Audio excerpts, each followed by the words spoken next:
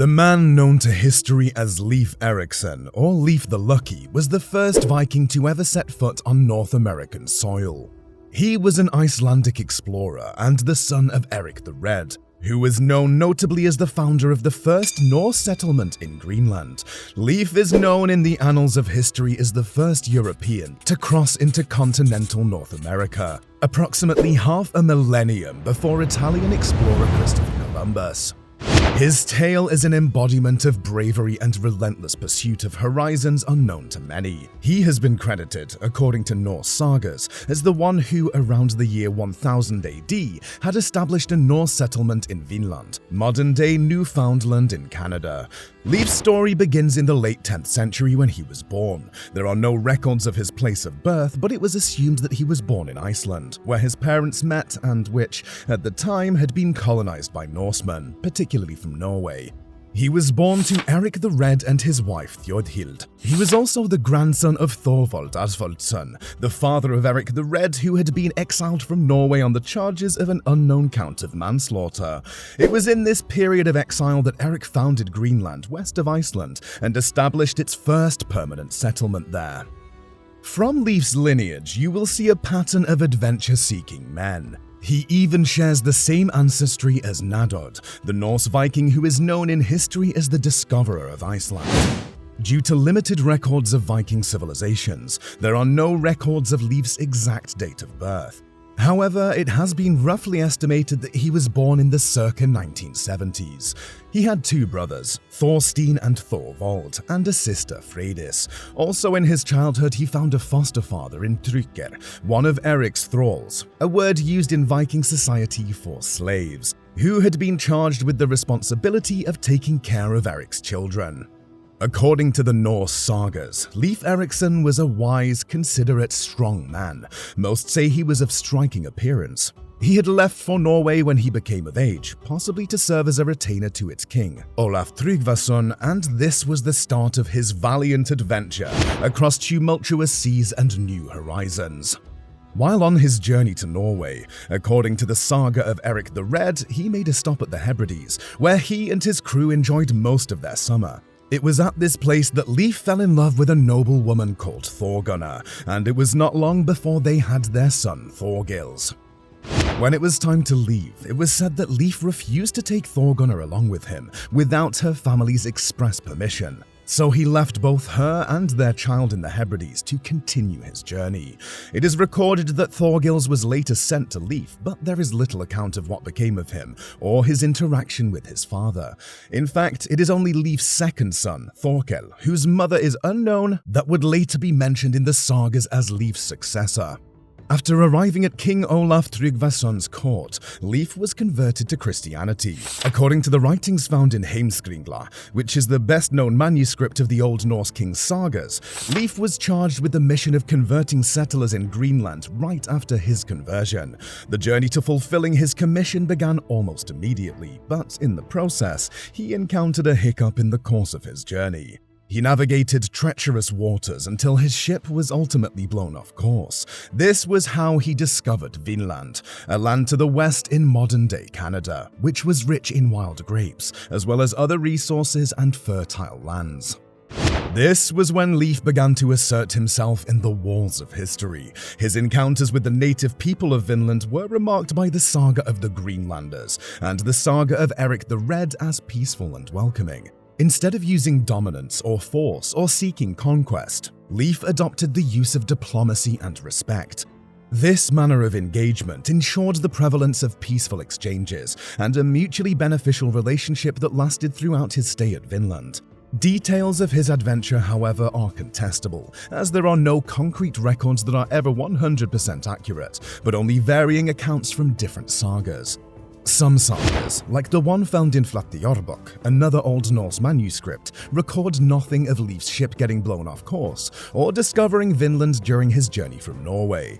This is one such inconsistency in Leif's tale that historians and scholars are going to great lengths to harmonize and understand.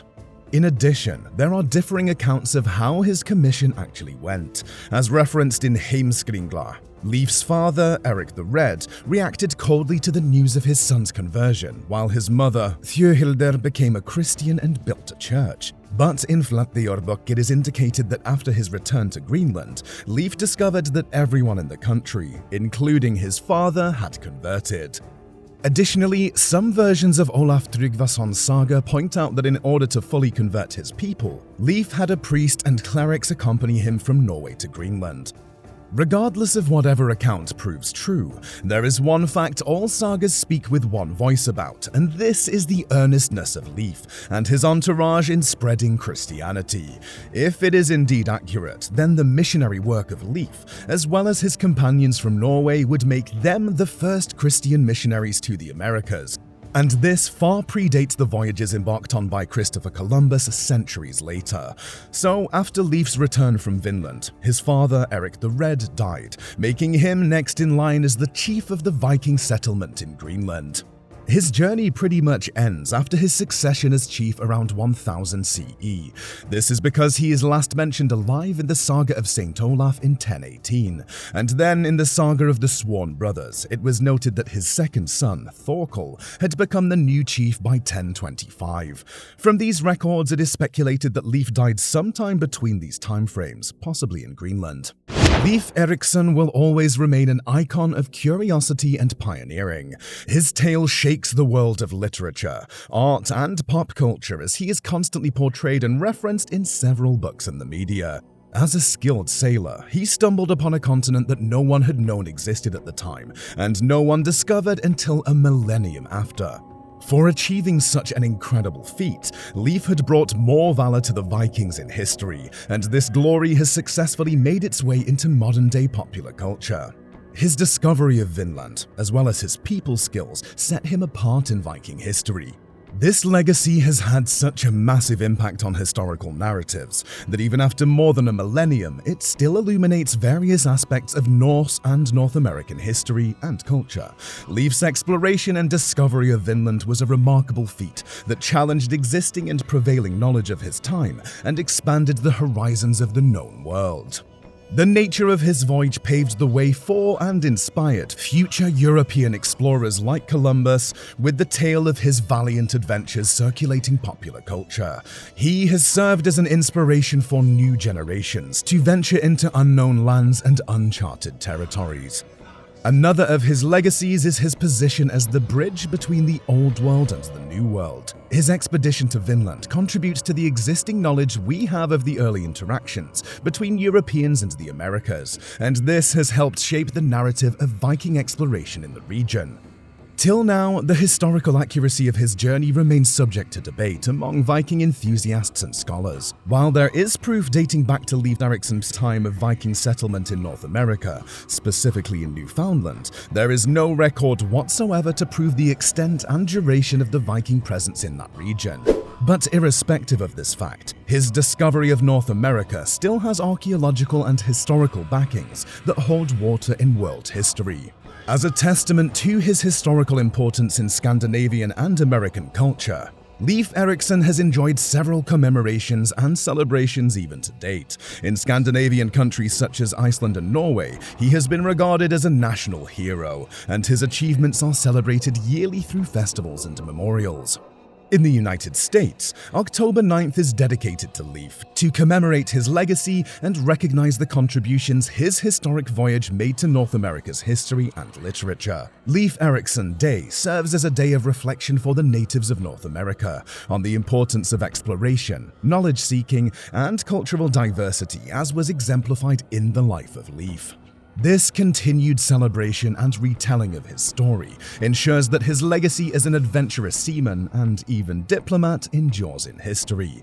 Not only did Leif Ericson inspire countless navigators and explorers around the world, but he also served as a figure who portrayed the friendly and peaceful side of the widely misconceived brutish Vikings. Today, Leif Ericson is celebrated as a hero, a resilient navigator of his time, and an important figure in the early history of not just the European Vikings, but also North America.